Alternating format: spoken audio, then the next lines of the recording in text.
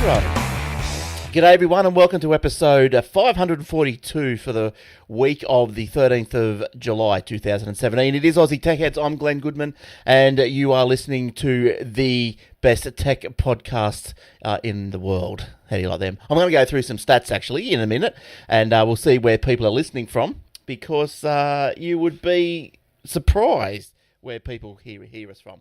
But before we do that, and before we introduce who we've got on the panel tonight, let me tell you about the facebook.com/Aussie Tech Heads and youtube.com/Aussie Tech Heads. You can find us there, join us up. You can go to the aussietechheads.com.au paper. You can tweet us at Aussie Tech Heads or at Glenn Goodman, and with the hashtag OzTechHeads, AUS Tech Heads. All right, the other shows on the network, don't forget, are the Aussie Mac Zone, Obsidian Loft, Alpha Geeks, and Aussie Tech Security, which has had a new episode out this week. So, I've got to mention something about that as well. I'll have to get the details. I forgot to get them. But Roger's giving away some free tickets to his security seminar in Canberra on July 24th. So I'll give you the heads up about that in a second. But before we do that, let's bring on our panel. The other panelist tonight, this week, is Eric. How you doing, Eric? Hello, Glenn. Hello, Glenwyn. Hello. How are you? Good. How have you been? All right, pretty good. Always a last few weeks is always something popping up, but yes, it was good to be here this evening. Very good. And thanks to Jason and Will for stepping in last week when I was in Brisbane. So, so good on those guys. So, where are we going to start? Let's, that's right, I was going to tell you some stats, wasn't I? I did bring some stats up today to see where the show goes to, and just as a bit of fun. Now, look, a very big downloader is in Ireland. So, hello, Ireland. Top of the morning to you. Yes, I know. It's and then we've got the US, a big download portion in the US. We've got quite a big one in Japan. How's that going? Konnichiwa. Yeah. Let's see if we go through all the countries, and Eric's going to say hello in each language. All right. Okay. Go on. Okay. Well, UK, obviously. Yeah, we know that one. Yep. Canada, we know that one. You know one. Yeah. Russia. We know that one about. We know about. Yeah. No, can't do a Russian. Can't do a Russian. Hello.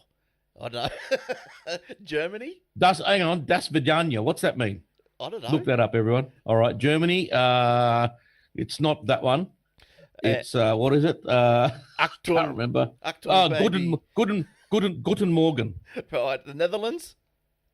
No idea. And France. Bonjour. Good stuff. Now, so that'd probably round out. What's that? The top. And Australia's in there, of course. But yeah, g'day, mate. Yeah, that'd round out the top 10. So there you go. So yeah, just as a bit of fun. I don't think what other stats do I get out of this thing. What do we do? Operating systems. The biggest operating system people listen to is the big green one. There's these times like this. I wish I wasn't colorblind, but that looks like it is. Oh, it's a Windows. Yes, Windows. Would be. It'd have to be Windows. Next biggest chunk is iOS. Then we've got Mac OS X. We've got other Windows, we've got Android, and a little chunk of Linux. So it looks like we're going cross-platform all over the show. Download sources. Where are our downloads? Looks like the web page. That would be right. Then iTunes. Oh, geez. Overcast, Stitcher. What's that? Podcast Addict. The web page. Podcast for iOS. Pocket Casts, Downcast, and there's a few more. Hang on a minute. How are they getting it from there? You don't post your podcast onto those streaming sites, do you? Yeah, a couple of them I have, but I think what happens, some of them I think they must just like scrape the RSS feeds from say iTunes or somewhere from other ones. Oh yeah. And because if they're starting up their platform, they must want to they don't want to start their platform with two shows. So yeah, they'd have to go scraping, but yeah. So that's just a bit of where they're coming from. Oh, other stats. Device type.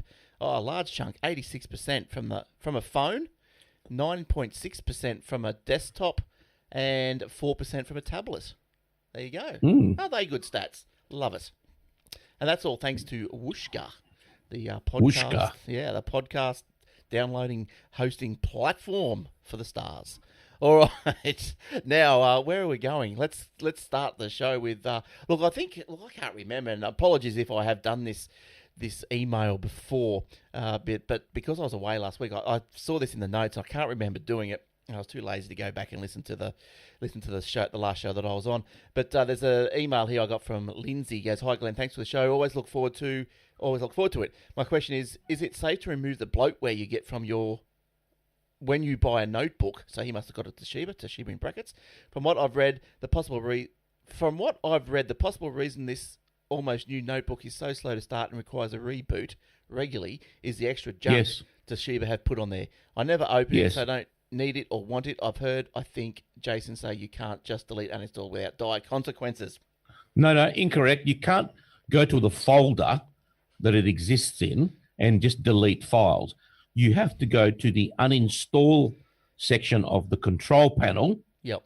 And use that and press the uninstall option, and it should run you through. A lot of these programs they put on there are actually it's all comes up in the boot what do you call it, the boot order or the boot whatever it is. Yeah, it just boots up with it.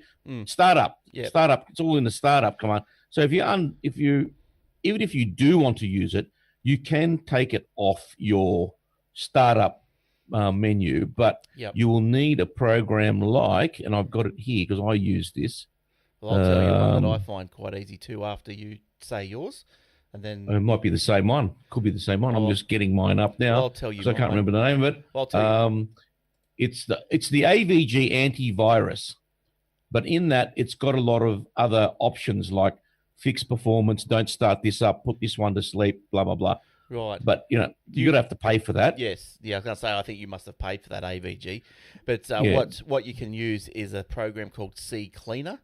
And that will not only will it clean out your temp files and all the ugly stuff that just hangs around, but this is after the machine's been used for a while. But it also has a function there where you can disable or enable certain items in the startup. So there's a little section where it's nice and easy. Click on startup, and then it lists all the startup programs. So things that like the bloatware that comes with it. If you don't uninstall it, like I don't know, the Cyberlink video producer, all this, the DVD player, all this.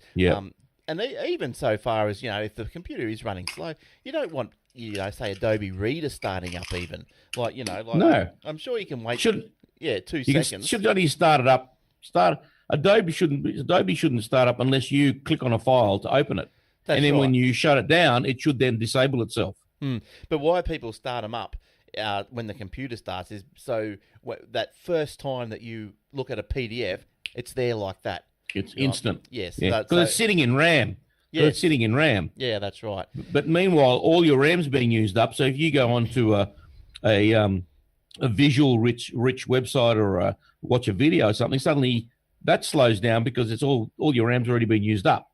So either get 32 gigs of RAM or, to tell you the truth, uninstall would be the option. Yes. Especially if you've got McAfee as a virus checker or in fact, Norton. Get rid of it. Oh, yeah, get rid of Norton's. That's the first thing that goes. Yeah, so you pretty much... Now, look, when you download this CCleaner, get it from a site called piriform.com. I think there are some sites out there that have got a bit of a dodgy copy of it, but it's piriform.com. It's free, so just download that and just follow your nose pretty much. Look, there's a registry cleaner there as well. Do that at your own risk. I've never really had a problem with it, but do it at your own risk. There's another way you can do it also just quickly for the startup, excuse me, is if you go to your little, your search box or your run box on Windows, whatever Windows you're doing, and just punch in msconfig. Or I think now with Windows 10, actually, I think you might have to go to the task manager and there's a startup tab there. But anyway, the CCleaner is pretty good. But yes, get rid of it all. Get rid of it. Vote it out. Yeah, whatever. Just go through the list. To find the uninstall section, just in Windows 10, or Windows 8 even, just hit the window button and just start typing uninstall, and it'll just come up uninstall a program. You just go yes, but it does live in the control panel if you can't find it from there. All right, now let's get on to some news that's been going on. The first one here I've got is the ASIC impersonated in largest scale Australian malware outbreak. in the past year. Now, I did receive a few of these emails. And I got a couple of those too, and I thought, no, actually, you know what I did get? Something a little bit different. I got an email saying my domain is up for renewal. Oh, yes. But it didn't come from ATH. Web hosting. So, yeah. No. And so automatically I was suspicious. Yeah, I had a customer email me and saying that, they got one of those. They paid it. It was $200 and something. Idiots. To register the domain, to renew the domain. And I said, no. I said, mine is the proper one. Mine is only $20. But I said, I know you've just spent $200, but you're going to have to pay mine if you want it renewed because mine's the original. So look, people just get sucked in all the time. Just that's a lesson, everyone. If you do get an email like that saying it's time to renew, send an email. Don't reply to the one you've just gotten and and ask them, oh, by the way, I don't understand, because it's just, they'll tell you, yes, it is due. Yeah. Send a new email, open a new message, send a new email to your actual registrar. Registrar, if it's a registrar, for example, or if it's ASIC, for example. Oh, yeah. Pick up the phone and talk to them directly. Never reply to emails. No. God forbid. Yeah, that's right. And look, I still see people pretty much every week that have had either not only just fallen for the scams, but at least getting phone calls. So yeah, it's crazy. So there was a guy in Townsville, Mackay or Townsville, this week got busted. He's cops come around, and he's an old guy, about 74, and they were really, and he was charged with something about like receiving ransomware funds or something, yeah. And he was sending him overseas. I bet you his son set that up for him. Yeah, well, who knows what's going on? You reckon he's taken the fall? He was 74. But anyway. Yeah, so you're not going to send an old bloke to jail, see? Maybe. Yeah, but bad luck. He should go to jail if he's been doing that. He's probably ripped, a lot of people out of their life savings, the oldies. Oh, there's hundreds and hundreds of thousands of dollars, millions each year across the country for different types of, whether it's an internet domain renewal scam or this ASIC one here, or, the bank ones are a classic. Yeah. Oh, yeah. It's crazy. They've been going crazy. But getting back to this ASIC one, the link actually contained attachments for a zip file, which contains a malicious JavaScript file. So it came to the fore because of the email security gurus at MailGuard said the exact type of malware isn't clear yet, but its purpose is to disrupt, damage, or gain control of your system. MailGuard. Now, is it? Yeah. Sorry. Oh, sorry. Does it only attach itself to your system if you? So some people will download the zip file and not open it, or does it only attach yourself once you open the zip file? Once you probably execute what's inside the zip file, I'd imagine. Right. Okay. The zip file can't execute by itself. No. But if you execute, because it's just a storage facility, really. Yes, that's right. And even if you had viruses on your machine, you could zip them up, and then they wouldn't be functional, as long as they hadn't done previous damage, and wormed their way out. Yeah. So MailGuard said there was a few things to watch out for from the email. It was sent from a domain asic.transaction.no reply at asicdesk.com. And ASIC desk, ASIC spelled ASICK. So that's a dead giveaway. And it was registered in China.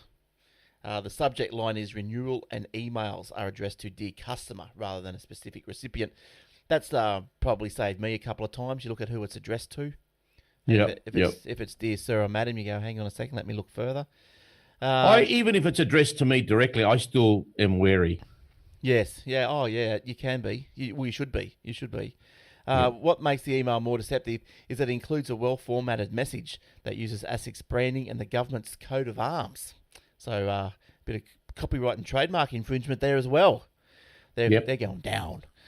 Good luck catching them. That's what I can say. Yeah, this is the fourth time this year that a email scam this widespread that has been impersonating corporate watchdog has targeted Australian businesses. In 2017, email scams have also impersonated MyOb, the accounting software, in two separate incidents, and Origin, the electricity provider. I think that might just be New South Wales. I'm not sure if Origin's everywhere.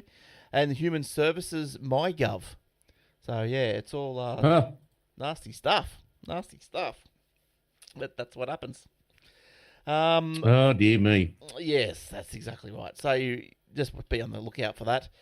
Now I did see. Was there another one? I didn't bring this story in, but just in passing, I also read that you said something before about John McAfee. Yes. And apparently Intel have been in the courts slugging it out because he sold McAfee and the trademark to Intel for, I don't know, $7 billion or something. Quite a bit. How ridiculous is that? How much money must you have to blow $7 billion, if that's the figure? Has he blown it? Even no. Hear me out. Yeah. Even if it was $1 billion, I mean, Intel blowing $7 billion on McAfee, which no one likes to use. No, that's right. Give me a tenth of that, and I'll make better use of it. My God. Yeah, it's hard to fathom, isn't it? I know McAfee. That's some of the bloatware you get. That likes to find itself on the new systems. Yeah, the Internet Security Suite or something. Just don't install it. It's rubbish. It's absolutely rubbish. Yeah, so they were in court because after it's sold, John McAfee wanted to open up some sort of tech security company called John McAfee Security Company or something, and Intel's gone, well, hang on a second, you can't, because you sold your name. That's right. McAfee, you sold your name. That's right, and you can't just do that. So, look, it didn't say what happened, but apparently there was an amicable resolution, so I'll leave you to interpret whatever you want with that. And what if this is the problem when individuals name the company after themselves. Yeah. But then you can't even use your own name. You may have Bill Gates called Microsoft Gates Computing. Yes. But that'd be, and then he sells it, and then he wants to start up another company. I might call it Gates Computing Services. No, you can't. No, that's right. That's right. Like, I don't even know. Like, why come up with a different name, people. Come up with a different name. Yeah, couldn't he just called it McAfee Guns or something? I don't know. Remember that? Anything. Yeah, remember that YouTube, don't you? Where he was in with the guns and the girls. He's a bit crazy. Yeah, he's a bit crazy. Oh, bloody crazy.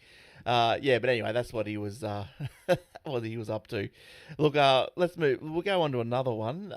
This thing in Adelaide in South Australia. No. I knew I'd get a groan out of you with this one. Now, Tesla, if you haven't heard, it's not going to work. No. Well, it's going to hold 15 minutes. Yes, that's not a lot. But we'll read the story, and there's a little bit in there that I thought, well, do they know it's not going to work? But I'll tell you what I mean in a second. So Elon Musk, as you know, known for his cars and his clean energy and space exploration and reaping billions of dollars from governments that he sucks in along the way. From governments. He's going to deliver 100 megawatt battery within 100 days of a contract being signed, or it will be free. To the South Australian government. Now, we did mention he doesn't do anything for free. I guarantee you they'll be paying through the nose for that. So I think we did mention this story a little while back when the actual tweet came out in March. But Musk said failing to deliver the project in time would cost his company $50 million or more. So it will be the largest, this is the South Australian now, this will be the largest lithium-ion battery storage project in the world, overtaking an 80 megawatt hour facility in California, also built using Tesla batteries. Now, I'm reading through these, right? Reading through this, and I'm going, this makes me feel, happy and fuzzy inside. But there's no figures. There's no figures to say what's actually going to happen. Like what. There's no accountability in the guts of it. There's no guts of this story. Yeah. Well, I'll tell you. Look, Adelaide, just this Adelaide alone, to keep all of Adelaide running 24 hours a day, needs 3,000 megawatts. Okay? And so 3,000. So now, we got 100. This 100 megawatt battery, if one suburb went down, they'd be able to keep it going for 12 hours. If Adelaide goes down, not just Adelaide, but if South Australia goes down, which tends to be fairly regular because you've got an idiot government down there, this will keep them going for 15 minutes. Yeah, so It'd be cheaper to give every household in Adelaide money to buy a diesel generator and hook it to their house in case of a blackout. It'd probably cost them half as much. So then, and the diesel generator could probably run for 24 hours. And that's right, it probably could. But look, then this story started skewed a little bit, and I'm thinking, okay, is this their little out or what's going on here? So I'll read how this part goes. Perhaps the biggest risk is any perception that the 100 megawatt hour Tesla battery to be linked to the Hornsdale wind farm is capable of replacing a shortfall in renewable power when the wind stops for an extended period of time, as it has frequently done over the past several months. The battery is not designed to do that. So what I think they're trying to say is that, it's not designed to, say, power the whole state for the whole day, but it's only to power you for 5 minutes until some other cheap electricity comes online from somewhere. I don't know where. Yeah, I know what you mean. It's like a stopgap. It's like a Band-Aid, basically.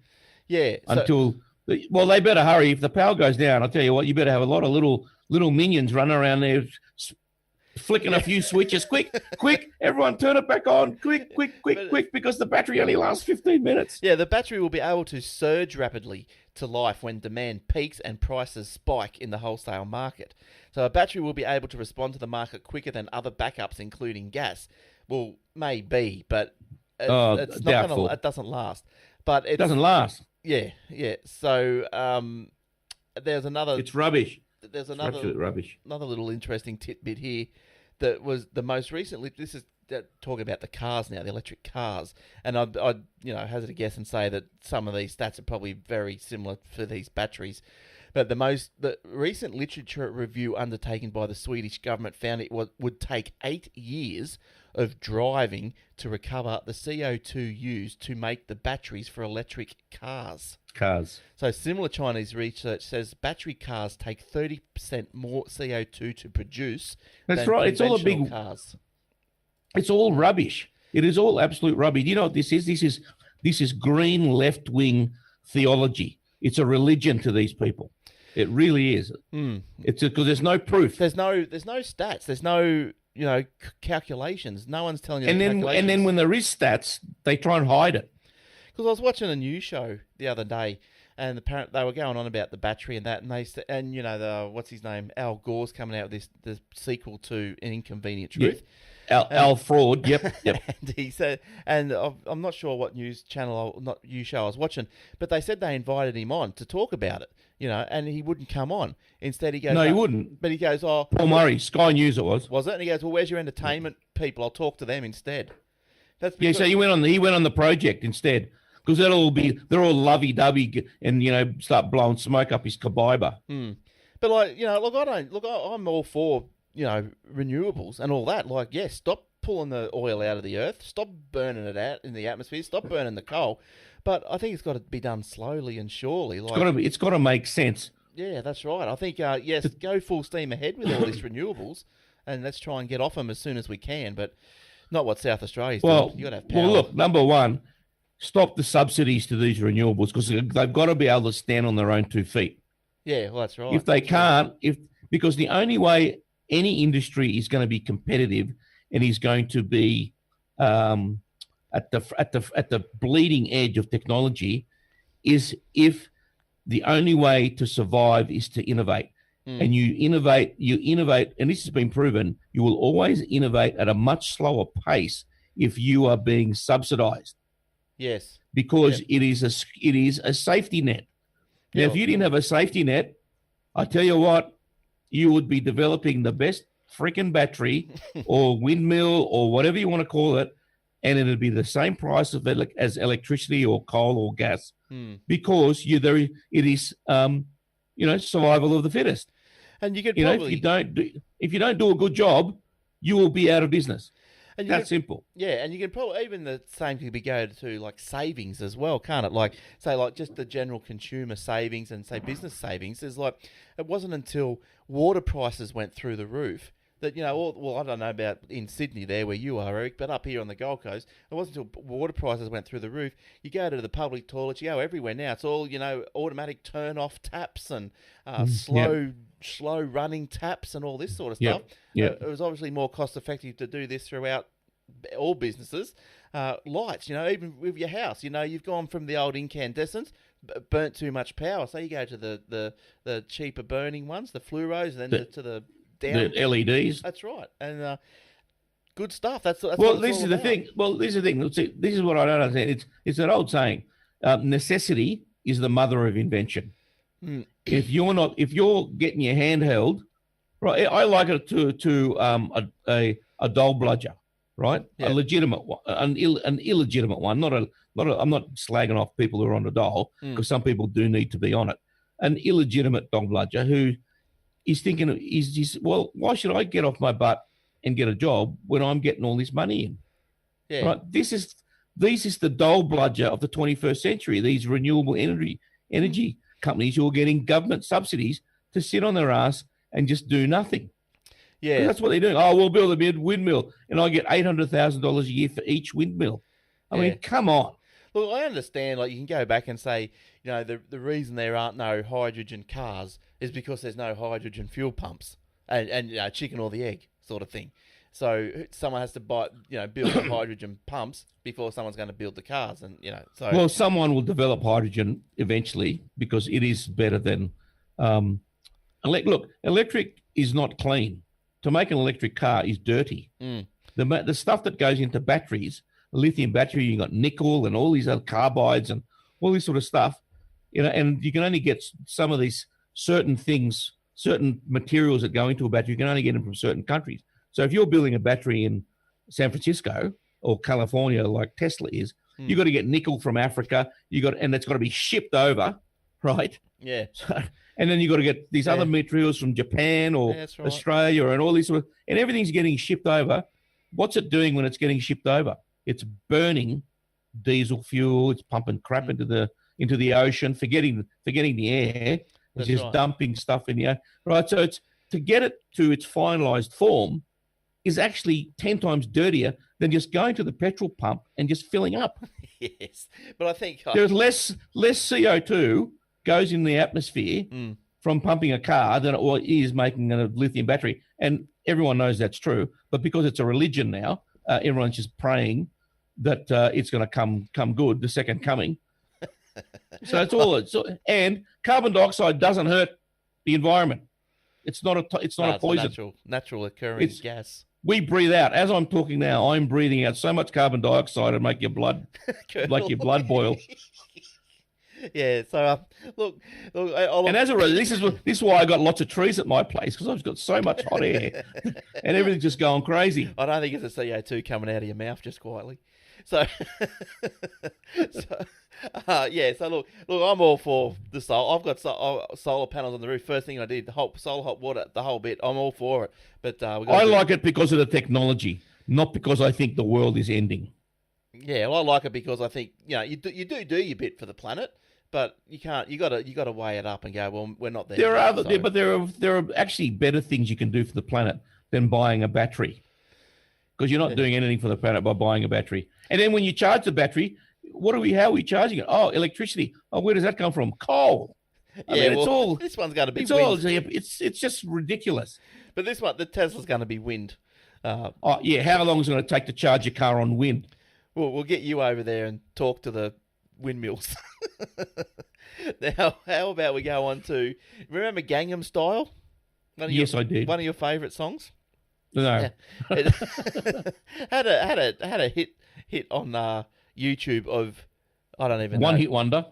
Yeah. Oh, it's a while ago. Can't remember when. Is it? I don't even know this number. Looks like, is it 2 billion? 2 billion. 147 million 483,647 views. Yep. So at the time, it broke, smashed the YouTube counter. They had to recode it to so it could keep ticking over. But anyway, so you think, geez, that's a lot of things. That's never going to be surpassed. But lo and behold, we have a contender of surpassing us. So the song that has overtaken it is Wiz This is who sung it. Wiz Khalifa and Charlie Puth. See You Again. Now, Never heard of it. yeah, it's an old ballad. I think it's an old ballad, but it's a ballad. It's a slowy sort of song. It's something to do with Fast and Furious. I think it must have been because of that guy that died in the movie, in real life. I mean, Right. from the movie. But anyway, it's been streamed. Can you hear that? No. What are you doing? Hang on. Can you hear that? No. What are you doing? Are you playing it? I'm trying to send it to you. So it's been No? Okay. No, it's been streamed 2,895,370 2,895,373,709 times. So that's smashed. Well, I'll give you an update on the number. It's now 2,909,000,000 times. Oh, what? Wow, that's just going crazy. So now to put this into perspective, as we like to do, one person that listens to that stream consecutively, they would have to have started during the glacial peak of the last ice age. So that means if you were to listen to that song consecutively for the 2 billion odd times, means you would have had to have started listening 21,759 years ago. Yep. And it's gee, I'm tired. It's warm round here. Now, according to analysis by Media Research, every stream on YouTube generates 0.001 of a cent for the music industry. So that means that the See You Again singers had earned $2.9 million from YouTube. Not bad money, you would say. Roughly the same amount it made from Spotify, but only from 665 million plays. So YouTube's good value then. Well, how much does Google make from YouTube? Oh, it must be making heaps. Well, that's right. So you've got the two. You got Spotify and YouTube. You make 2.9 million on Spotify with 665 million plays, and you made the same money on YouTube, but you had to have 2.8 billion plays. So YouTube's making 10 times that amount then. Yeah. Keeping a difference for itself. So look, there's a list that they've also put out of the top what is it? Oh, top songs. I've got the top 10 here on YouTube. So 47 of the top 50 clips on YouTube are music videos. So the top one was that Wiz Khalifa. Number 2 was the Gangnam Style. Number 3, Justin Bieber. My God. Number 4 was Mark Ronson. Never heard of him. Oh yeah, Uptown Funk. Yeah, I've heard of that song. Then Luis Fonsi. Despacito or something. Fonzie, where's Ralph? And Potsy. And where's Potsy? Where's Mr. Cunningham? Mrs. Cunningham. Mr. Arnold. Alf. What was his name? Al. No, Yeah. Al. Yeah. Big Al. Then it was Arnold. Yes, the little Chinese dude. Yeah. Mr. Miyagi. That's it. That's all right. Yeah. Taylor Swift, Shake It Off. Andre Iglesias, Bailando. No, and that's his son, not Enrique is his son. Yeah, so he's still got 2 billion odd plays of that song. Maroon 5, Sugar. I think I know that one. Katy Perry, Draw. That is a good song. Taylor Swift, Blank Space. She is a blank space. 2 odd billion. She's a very clever woman. Yeah. Oh, yeah. I'm not saying she's dumb. I'd like to have her money. That's for sure. Now. Thought you were going to say something else there. Whew. Well, I'd like to have that too. Now, President Trump. Oh, Trumpy. He's been sued for blocking people on Twitter. How can this? You're allowed to block people. How can this be? You might. This is ridiculous. Yeah. So from now on, if I'm watching a TV show and I don't like it because of its rubbish content or I don't like what they're saying, and I switch the channel, they're going to sue me for not watching. Oh look, I'll tell you about the plaintiff side of the case, and it still won't change your or my mind, I don't think, but I can see where they're coming from. But I think it's from a place of ridiculousness anyway. So the lawsuit... Oh, are they left-wing lovies, are they? Well, of course they would be. They're a bit precious. Bit precious. Oh, you blocked me. The lawsuit... They don't care. Look, they don't care. They're just looking for ways just to get in the news. That's all they're doing. The lawsuit was filed by these people, Knight First Amendment Institute. So there you go. A free speech group at Columbia University. A fancy name that means nothing. Yep. So the 7 Twitter users involved claim their accounts were blocked by the president or his aides after they replied to his tweets with mocking or critical comments. Fair enough. Yeah. You don't want people. Okay. You don't want to be bullied on the Twitter, do you? No one does. See, the thing is, they're saying it's against free speech. No, it's you've had your right to speak. You spoke. You said something. The fact that he blocked you means that he didn't like what you said, and he's got a right to do that too. Just as you have a right to write something he doesn't like, he's got a right to not want to read it. Exactly. So the legal complaint argues that by blocking these individuals, Mr. Trump has barred them from joining the online conversation. It calls the move an attempt to suppress dissent in a public forum and a violation of their First Amendment right to free speech. So so far, I'm still that's wrong. I'm still there. I'm still at this is wrong. But last month, Sean Spicer, as you might or may not know, he's the press secretary, said that this is where I think tables might have turned. Mr. Spicer said Trump's tweets were considered official statements by the President of the United States. See, because Trump's got the @RealDonaldTrump Twitter, but the official one, say the official president one, is @POTUS. Yeah. Right. So he's always tweeting from the @RealDonaldTrump. So therefore you'd be thinking, fair enough, block away. But if they've come out and said that is the official channel, does that make a difference to if he can block or not?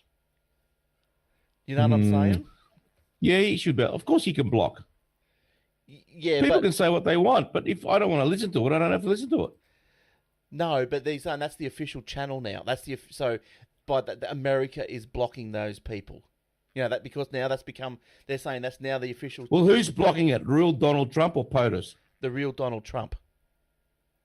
So okay, well, that's a bit grey. They're not going to win this one. No, I don't think they'll win it. I think it's still stupid. But the First Amendment applies to this digital forum in the same way it applies to town halls and open school board meetings. The White House acts unlawfully when it excludes people from this forum simply because they've disagreed with the president. And see, now that could be another problem. Not that they just disagreed, but they've probably bagged him at the same time. So if there's any sense of defamation or character assassination or accusations of illegal wrongdoings or whatever, well then to me you've got a right to not listen to that. Look, I think that depending on the context of these tweets that were fired back to Trump, depends what they were. If they were crass or not suitable even for kids to be reading, well block them. You don't want that. Yeah. You block them, stuff them, block them. But yeah, it did turn a bit grey. But I'm still of the opinion that it's his personal account. He can block who he likes. Okay, someone else might have said it was the official thing. Trump hasn't said it's the official thing. It's still his personal thing. Block away. That's it. I block lots of people. Yeah, I don't. I might have to after this. But Republican political strategist Cheryl Jacobus filed a $4 million libel suit against the president in 2016, against the president-to-be back then in 2016, claiming he had destroyed her career by calling her a dummy on Twitter. The suit was thrown out by a New York judge who ruled that the slur did not qualify as defamatory. So it might be offensive, but it's not defamatory. So this is the thing. This comes back to how our laws are here. 18C. You offended me, so I'm going to sue you. Well, why don't you go and sit in the corner and cry like a baby? Yeah, we'll do that as well. Here's a funny story. Idiot. Here's a funnier story to get off all that stuff. A sharing firm loses most of its $300,000 umbrellas. Now, there's a place in China, well, little, what would you call them? Vending machines in China that share umbrellas. So you know how you walk down the street in Brizzy or maybe Sydney, And do you have the shared bikes in Sydney where you just put $2 in and you get a bike and go ride it? Well, Do you have those? yeah. Yep. So think of one of those. I've never used one. I tend to run people over who ride bikes. So think of one of those type of setups, but for umbrellas. So a Chinese firm that allowed people to rent umbrellas via an app said thousands of them have gone missing. Because it's only $2. Yeah, it's $2. A deposit to or £2. Okay, $4. Yeah, for $4, you think, you know what? If I don't bring it back, it's only $4. Yeah, like if you're out in the rain, geez, I have that umbrella. Get home, so I don't get wet. You put your $4 in, get the umbrella. You get all the way home. You think, I'm not going back out in the rain to return the umbrella. Because if I return the umbrella in the rain, when I come back, I'm going to get soaked. In which case, I should have not got it in the first place. Yeah, or I'm going to have to hire another umbrella to get home. And when I get home, I've got to take that one back and continue. So you can take it back in the morning. You know they should have, right? You pay for it, and you've got to put your little tap and go card next to it, right? Yeah. And it automatically takes as a deposit, not a deposit, but as an authorization for the cost of the umbrella. And if you don't bring it back in 2 days, it comes out of your account. But their model gets worse, or the model gets even stupider. Every half hour of use costs a further $1. So users must top up in order to keep being charged. Oh God, who thought of this? Each brolly now, but this is where I think they're really coming into it. You've got to wait till the end of these stories to get the rub. Each brolly costs the firm $61 to replace, whatever that is. So, but it is under... Well, 2021 is $4. Yeah. Right, so 61 is what? Times 3? $12. So $12. So each brolly costs $12. Probably a bit of a dear umbrella, considering it's coming from China. But apparently they're pretty good ones, these ones. But 30 million... Well, they'd probably have to be decent, yeah. Yeah, so 30 million new umbrellas will be introduced to the scheme. So 30 million new ones. But having e-umbrella plans, this e-umbrella is the name of the place, so having the company plans to rely mainly on profits from adverts, some of which may be printed on the umbrellas. So there you go. That's where That's where the losses are going to pay for themselves.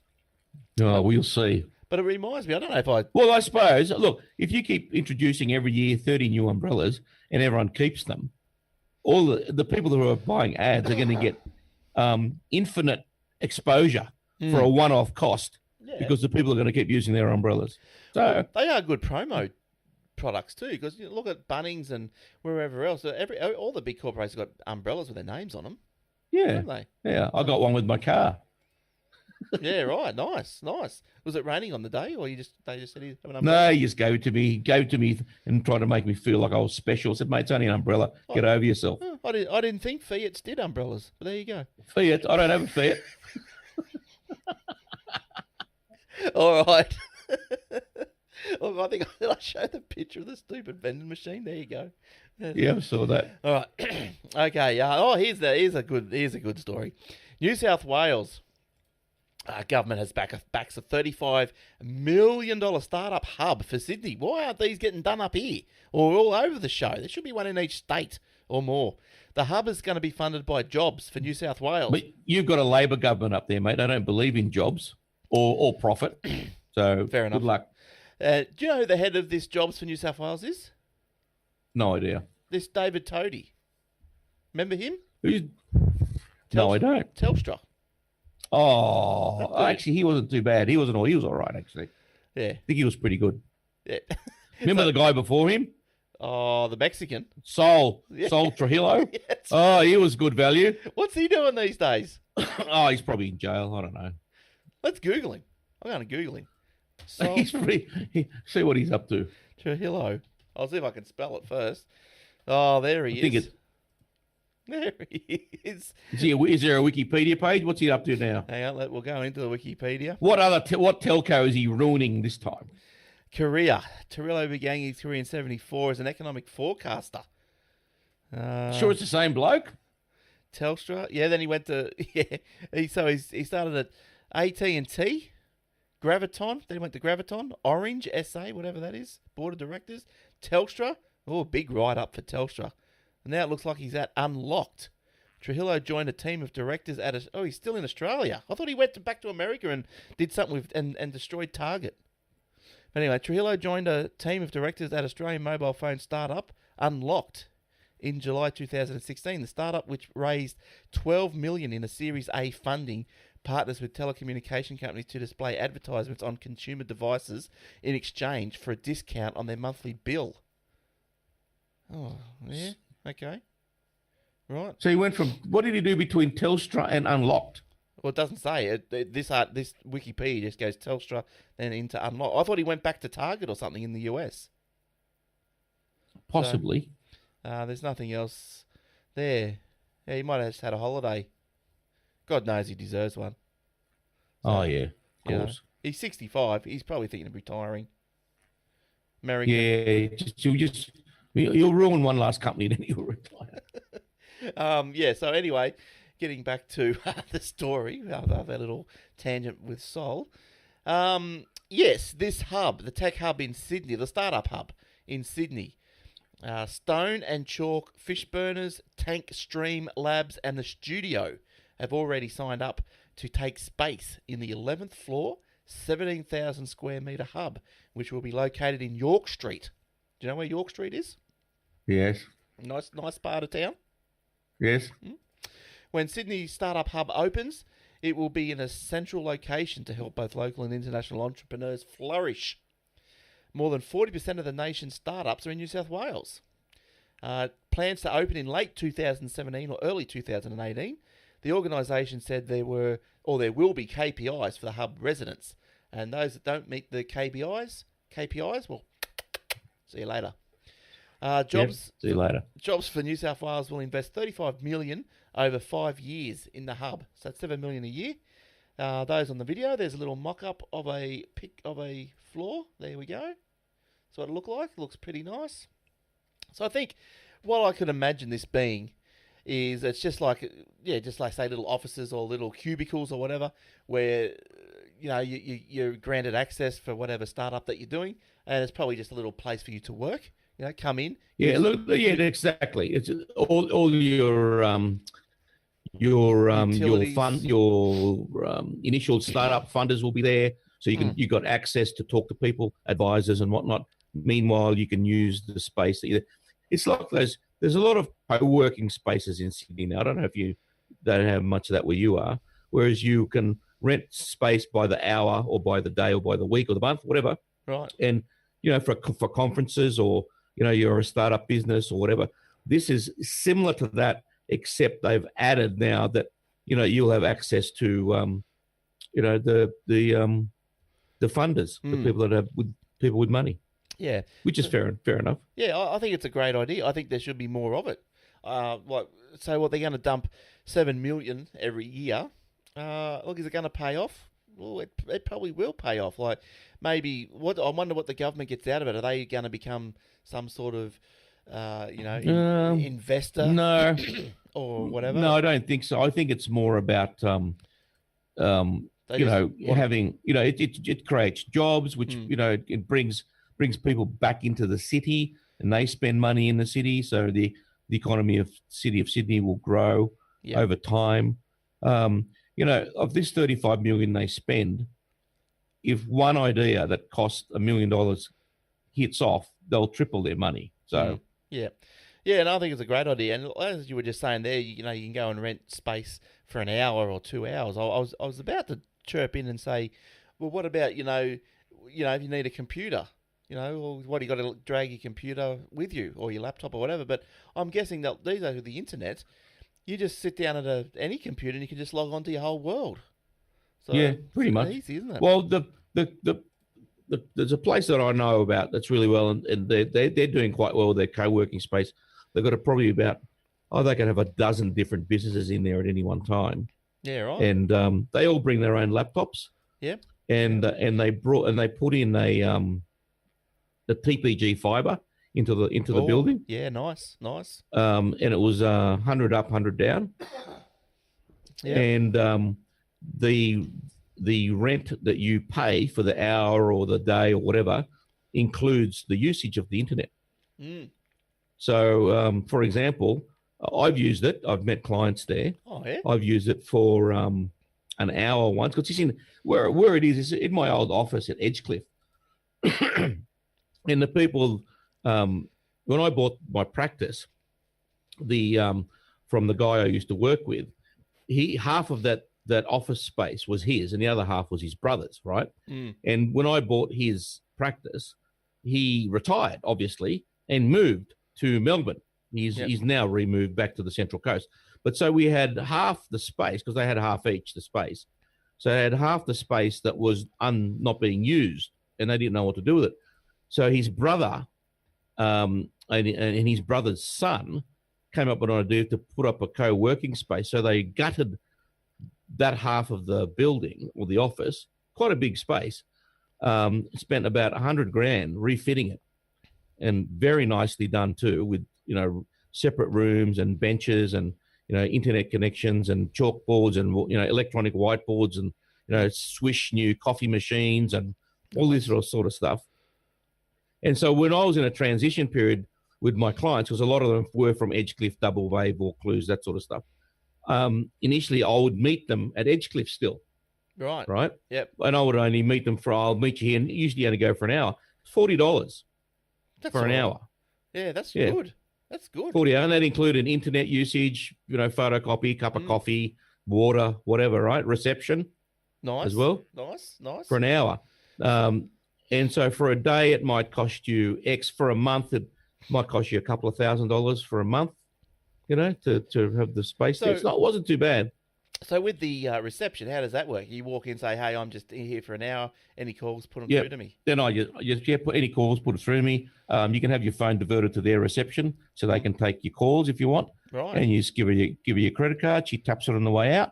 Yeah. And off you go. Nice. And you can buy packages. You can buy 10 hours, 7 hours. You can buy 2 days, 5 days, 1 month, and they just give you little prepaid vouchers, and you just go in. It's on your phone, and you just scan it every time you walk in. Yeah, that's awesome. It's all pretty well done. Yeah, that is awesome. That's cool. Actually, I'll give you the website. It's called Weco. Oh, let's have a look. Weco.com.au. How do you spell that? WECO. Yeah. .com.au. I'm pretty sure that's the website. Let's check Weco this Sydney. out. Let's check this out. Oh, so it's similar to the hub. WECO. WECO. CO. .com.au. All right, just get this up here. Oh, yeah, Edgecliff, Sydney. Give us a call because working from home sucks. Oh, sometimes. So there we go. Oh, it's got a video. Can we see the video? Yeah, what's the video? So, you're a freelancer or blooming entrepreneur who works from home or just about any public space with free Wi-Fi. It's slow on the video. You're awesome. Let it be known. Your work is great, your ideas have legs, and you're halfway there. But how do you challenge yourself when you're just one person? How far could you go Did you play it? if you were constantly challenged and inspired by those around okay. you? If you could bounce your ideas off other like-minded people and learn from their experiences. Take off with Weco, a professional co-working environment. Anyway, so it keeps going. Weco is But yeah, that's all right, isn't it? Yeah, it's pretty good. You've probably got some pictures there, probably got galleries or something. But you got look who's been whispering about us. Wentworth Courier, Eagle Wave, Startup, Smart, Digital Sydney, Shoestring. Yeah, so yeah, right. Here we go. The plans, go down to the bottom of the plans. Yeah, flex. $300, 10 days. Yes, $340 a month, part time. Any 3 days per week. 3 hours meeting room. Yeah, right. They've got a few nice plans. Yeah, it's pretty cheap when you think about it, right? $300 for 10 days. So you can go there for 10 days for $30 a day. Yeah.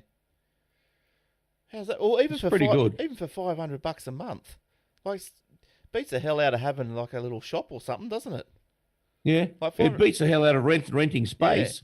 Yeah. $500 a month. This is classified full time. $500 a month, 5 days a week, 5 hours meeting room per month. Yeah, perfect for growing startups. All members get Wi-Fi, printing quota, espresso, coffee, tea, and storage. Yeah, all prices exclude 10%. I'll chuck another 10% on there then. Need additional pricing, get in touch, hear what we think, blah, blah. Yeah, how good's that? All It's young pretty good. dudes. Yeah. All young startups. A lot of technology startups. Oh, we should be into something like that, Eric. Looks like a good idea. We need real estate first. Yes, in Sydney would be nice. Okay, let's get on to the last one of the week. NBN's, you'll find this funny, NBN's copper bill. NBN's in the copper buying business. Why? Why are they buying copper? Exactly. Are we just getting rid of copper? Yes, but their bill has just hit $177.1 million. That's a lot of copper. NBN has revealed that as at the 20th of June, the company has purchased $177.1 million worth of copper materials, said it wasn't being used to fix up existing copper. So they're making copper art. Remember copper art? Oh, Pete Smith, yes. Pete Smith, they're opening all the copper art stores. Yes. It's some copper fire pokers and and all that. All right. So so they said it. Oh, excuse me. They said it wasn't being used to fix up existing copper. So that means that they're doing new stuff with it. So, and obviously. Well, look. If you read it further, and I've just read this, that's a lie. Because if it's being used copper is used for the fiber to the node, well, obviously they're replacing the existing copper. Otherwise, the fiber to the node is not running at premium at the fastest available speed because you've got degraded copper that could be 100 years old. So yes, it is used to fix up existing copper. But you know what they say? You know, when are you able to tell a lie? And that's when you're telling it to the Senate Estimates Committee. And that's what they said to them. They said, we're not using it for existing copper to replace it. Anyway. And they believe it because the politicians are stupid. Because you think of it, right? The fiber to the node, it's fiber. So they're not using it from the backbone to the node. No, right? That's right. Yeah, that's right. So they're using it from the node to the house. Now, there's already copper there in the street that you could connect to the node that runs into your house. But no, they're using it for the node because they're actually replacing existing copper, even though they say they're not. They are lying through their teeth. So NBN's most recent corporate plan estimates that some 51% of connections on the NBN network will likely to employ some length of copper. So that's half of it. Half of a fiber optic. It better only be this long. I swear. It doesn't matter. 51%. Call it half, right? Half of Australia's fiber optic internet network is going to be copper. It's copper. Yeah, ridiculous. So copper is used for fiber to the node, fiber to the building basement, and fiber to the distribution point. Generally, as this is terrible. This is bloody terrible. How much? An average of 450 meters of copper to connect a home to a node. That's an average, right? Some will be shorter, and some will be 2 kilometers, which is where they are now. Yeah. In which case, what? Just leave me on ADSL2. I'd like to know, and obviously, logically, you would think that this copper would be cheaper than if they were to buy the fiber optic stuff. Well, I would have thought so. If they're gonna lay something, well, look, even if fiber optic was more expensive, and why don't you run fiber optics from the node into the house, for example? Well, that's the original plan, wasn't it? Well, the original plan, they weren't going to have a node. No, they were just going to have fiber optic direct to the house from the exchange or the backbone or whatever. Yeah. But now they thought, well, we need a distribution point because this is out of control. So they're spending money on the copper. Okay, how much is fiber? Even if it was triple, right? Just call it 600 million instead of 177 million. Yeah. But you've got fiber from the node into your home. Now, what's so wrong with that? Yeah. And when you look at it, I know this thing has cost a lot of money, and I know that they'd be really hesitant to throw more at it. But I mean, when you look at things like this Gonski thing that's just gone through, they found $5 billion just like that. Yeah, I know. Just like that. And give me $5 billion. I paid the deficit off in about 3 years. Yeah. So look at the diagram down there, right? It's got fiber, which goes to the NBN. Yeah. Right, which goes either under the ground or through the power lines, comes off the power lines. There's fiber to the node, Mm. And then it goes copper to the house. Why don't you use this copper bit between the node and the house? Just make that copper. Make it fiber. Yeah, well, I think make that fiber. Well, I think what the original plan was, because that copper already existed, was that we'll leave it there and we don't have to go. We'll just use it. We just got to go to the node. But now they're replacing it. In which case, if you're going to replace it, you might as well replace it with something decent. I reckon Clive Palmer had something to do with that. Didn't he have a copper mine? Oh, that was nickel, wasn't it? Nickel. Yeah. No, he's making batteries for Tesla. Yeah. How's he shaking hands with Al Gore? That was exactly what's going on. All right, let's get out of that. We're not going down that rabbit hole again. Thanks for listening to the show. We've come to the end of another week. Sorry about the rant, everyone. That's all right. It makes for a good entertainment sometimes, Eric. That's good.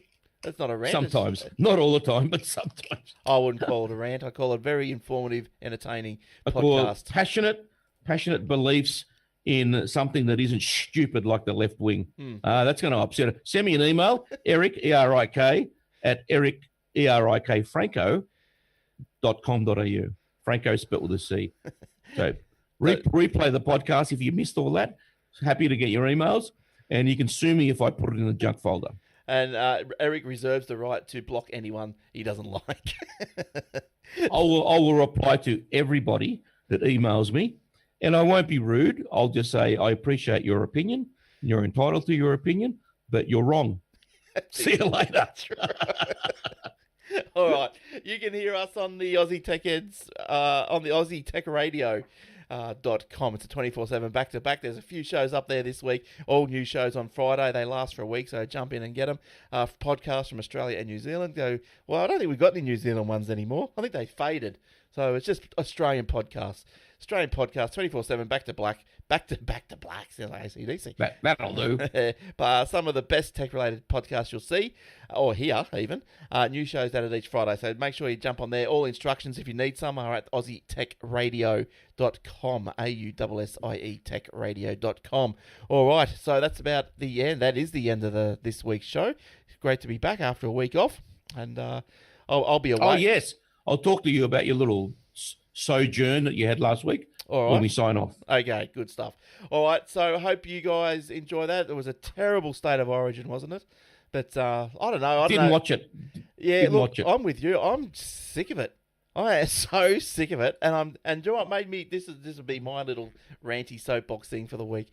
What makes me annoyed and sick to death of all this stuff is that Joey was right. New South Wales has got no heart. They got no urgency. And then it comes. They get paid too much. And it comes, and I said last night after Queensland won, I said, stuff all this shaking hands business, just get off the field. Like, we've got to get some of this aggro back in the side, some of this. They should be ashamed of themselves. They should have been crying in the dressing rooms. And I bet you they were thinking about where could we go for a beer. Yeah. And they should have gone home depressed, lying in bed thinking, why me? Yeah. But there's no heart. You know why? Because there's nothing at stake. Because they get paid $1 squillion regardless whether they win or lose.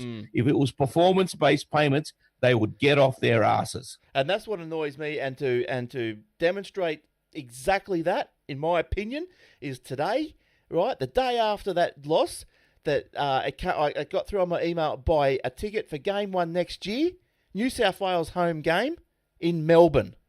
And that is what's wrong. Why do we always have to that's lose? one of the things what's wrong. That's one of the things. Why do we always have to give up our home game to go and play fancy fingers with Melbourne? Because Queensland keeps winning. Yeah, and Queensland keeps saying we're not taking our home game to Melbourne. We're not doing that. Well, I tell you what, but see, they've got bargaining power. They say we've won 11 out of 12. Yeah. But it's all, right. New South Wales, if New South Wales starts winning, they'll have some leverage too. Nah, and they can tell the ARL to go or the NRL to go and get knotted. And not only that, the New South Wales Rugby League are too weak to stand up to the National Rugby League. That's part of it too.